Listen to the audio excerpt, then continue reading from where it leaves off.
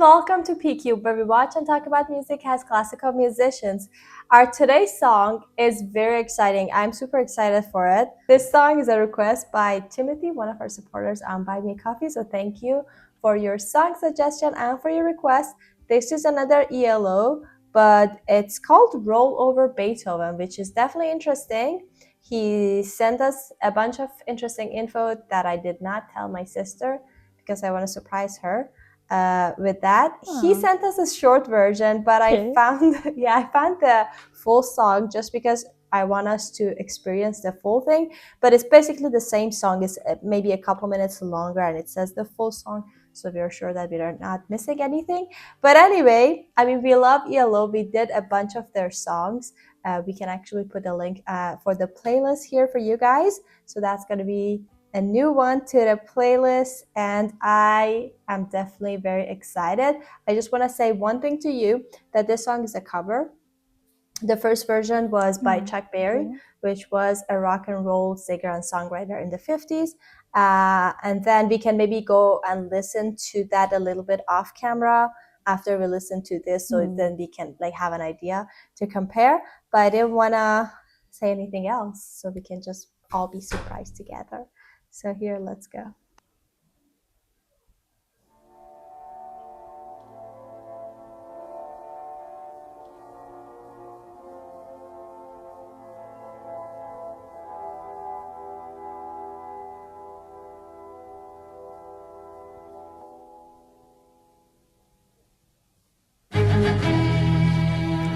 Oh, that was it.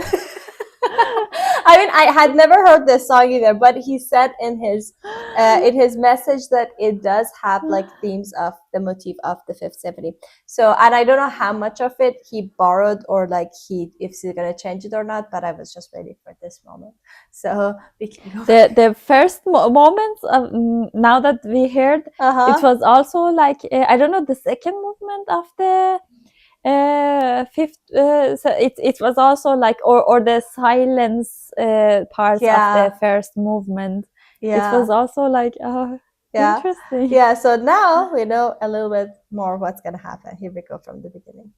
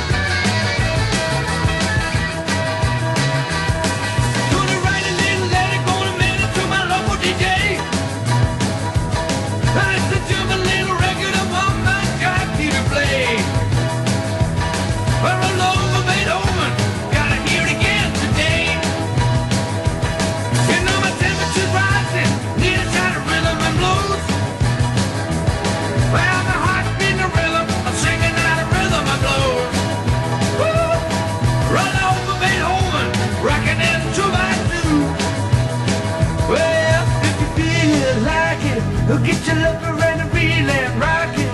Rub it over and move on up now. Go for cover and a reel and rock it. Run it over, Beethoven. Touch our guy to the news. Whee! Okay, let's just wait here to just digest what just happened. Well, the way that they turn the classical music part into the non-classical music part was the best way, in my opinion, to use a classical music in your song, because so many people does it they either put the classical music at first and they're like, it's so boring, and they spice it up, and then they play completely a different thing, that, or like a crazy thing, that to show that how boring is classical music. Or they just take the same piece, and they just do nothing creative about it, and they just added like a techno beat, or like, I don't know, something into it, so that makes it like really like nowadaysy. But here, first of all, you heard the pure Beethoven and the pure classical music on its own, especially with the first part, that was such a beautiful harmonies going on. I mean, the first part before the da da da da this started, and then they use the rhythm, and I was asking myself how they want to turn it, because it's really the pure piece on its own, and I was asking myself how they want to change it into their own song. And they used the rhythm, actually, and it was so interesting, because they didn't take the same melody or the same instrumentation. They just used the rhythm, which is the most iconic part about this symphony. And I think Beethoven himself also took the inspiration from a rhythm, like ta ta ta ta. Some people say that it was a door knock or something, but the rhythm is the iconic thing about this symphony, about this motif. And they took the rhythm to play it with the electric guitar.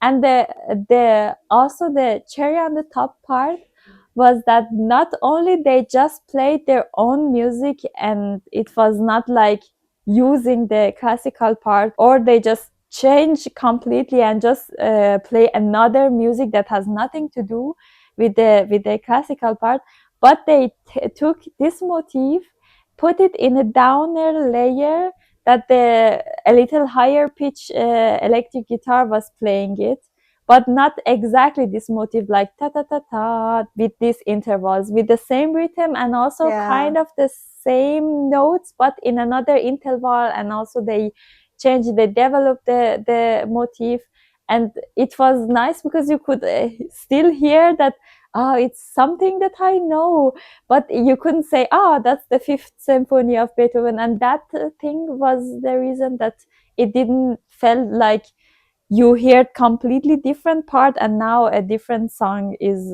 started. You feel that they were connected to each other. And exactly. And now I really liked it. Let's go ahead and listen to more of it. I love the I mean, obviously you said that like had the rhythm, but then how it also changed into a rock and roll theme, or like a vibe to it, because it was I guess they kept the 2/4, and then they borrowed some stuff, but then they added some kind of a swing that you heard in rock and roll songs. So that was definitely interesting.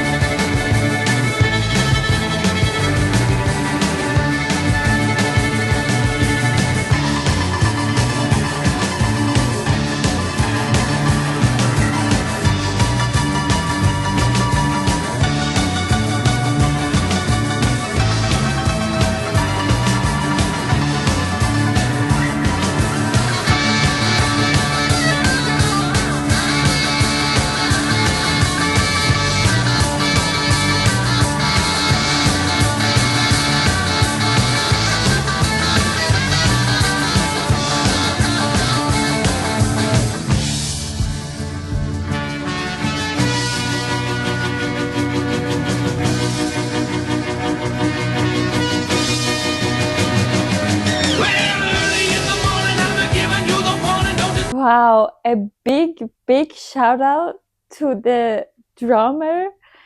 It's, I think, like, I don't know, 60% of, maybe even 70% of the coolness of the song is because of what drummer is doing. First of all, with that, after our pause, there was a time that the drummer just started being like playing crazy rhythms and like very fast subdivisions. That started to take my attention to the drummer a little, and then the whole song was like drummer being iconic and like shining through and doing the best job. And it was also even doing like when the motif, the Beethoven motif was playing, it was changing the kind of the, not the tempo, but the feel of the tempo that you had. Like it was like sometimes it made it feel like it's upbeat, sometimes it made it feel like it's slower or longer, but it really adds so much to the music and completely changed like the thing that were the same, but then with the different drums underneath, so it's completely a new thing. And I loved because the message of the song is also that we talk about later a little, but I love the battle that they had together in this part, in this instrumental part, that it was like rock or modern music against the classical music. And I love that they used a trumpet for the classical music part, because you know they use even a classical music instrument, and also with the classical music color, not like really like I don't know, my old teacher, that he was also a conductor, was saying sound amigo. I don't know if it's a thing in the music, that it's like a fat sound with not direct, that is really a classical music thing, like with like this kind of sound into it, but they used really a direct glassy classical sound for the trumpets in this part.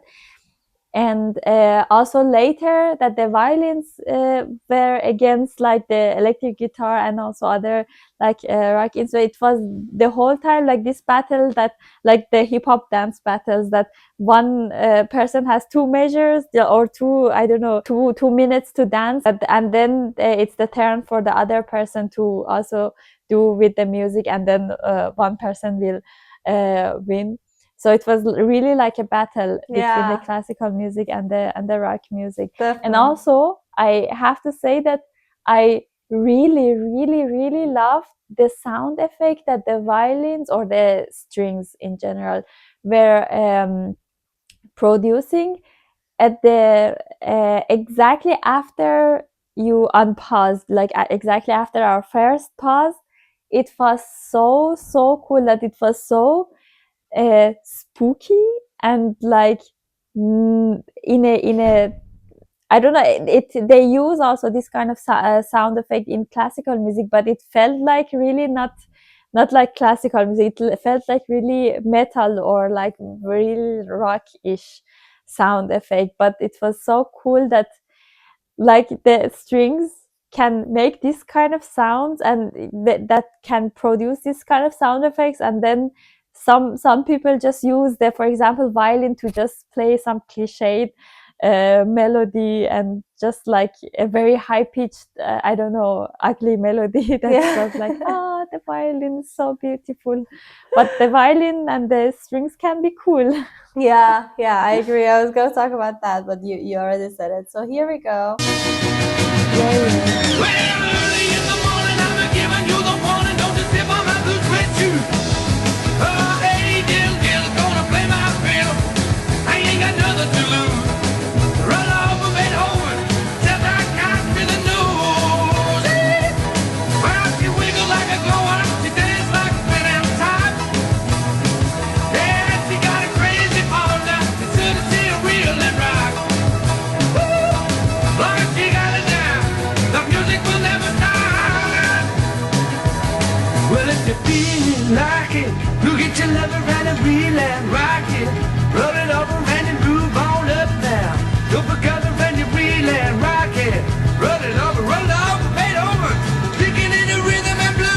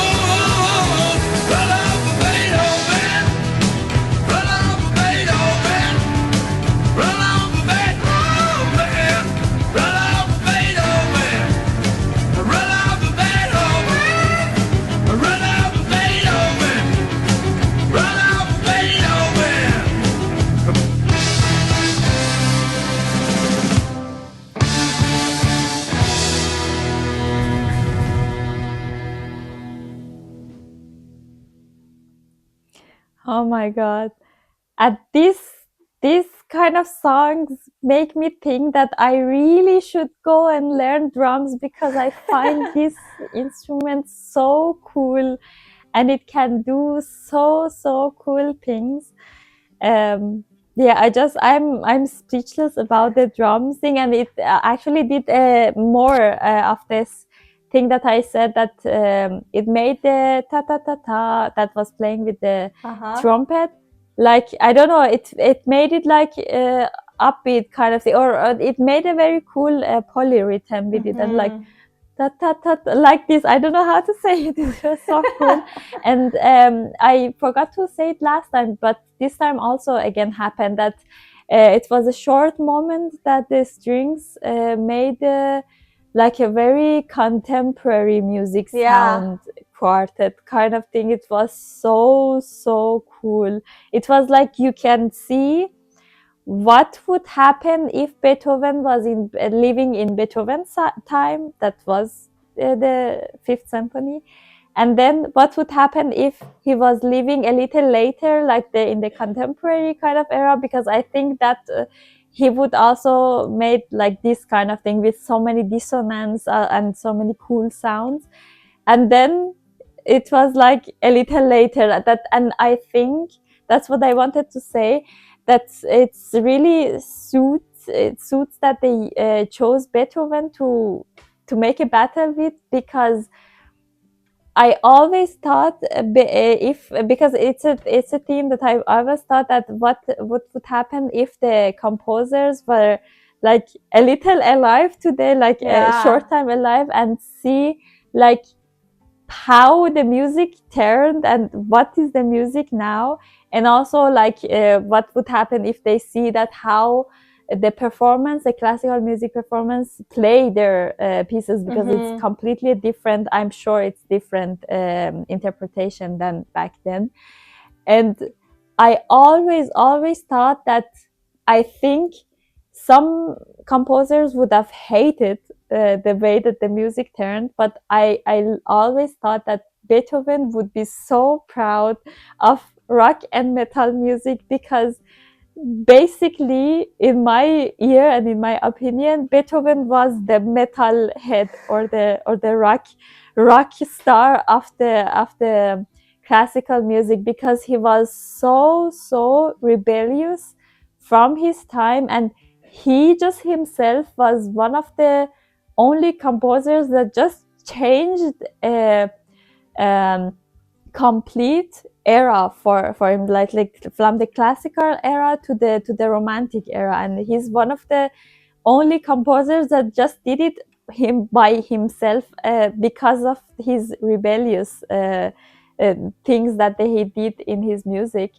And some things that you hear a lot, like also the Fifth Symphony, the first theme that you hear, or the way that that he developed the rest, or also the other some other pieces that you hear from him, is like, I cannot believe it's classical music, it's pure rock music. And yeah, I think it's very cool that they chose Beethoven to make this statement that, see, we are the continuous of you. That's true. I think I heard the one sentence about Tchaikovsky. I was trying to find it, but that was also hilarious. It was, I think they repeated that, but I heard it a couple times that Roll Over Beethoven, like, tell Tchaikovsky the news. So it's just basically they're taking over. I think the concept of it, I know that they did not write the lyrics, and Chuck Berry did the lyrics. But I think the concept of basically having that mindset is just hilarious, first of all, but also very interesting, the way that he thought about, okay, rock and roll is replacing the classical music. And I know that Chuck Berry's version does not have the classical music influence on it, but it's so interesting that the ELO is like, yeah, we are taking over, but we are also using your theme, by the way.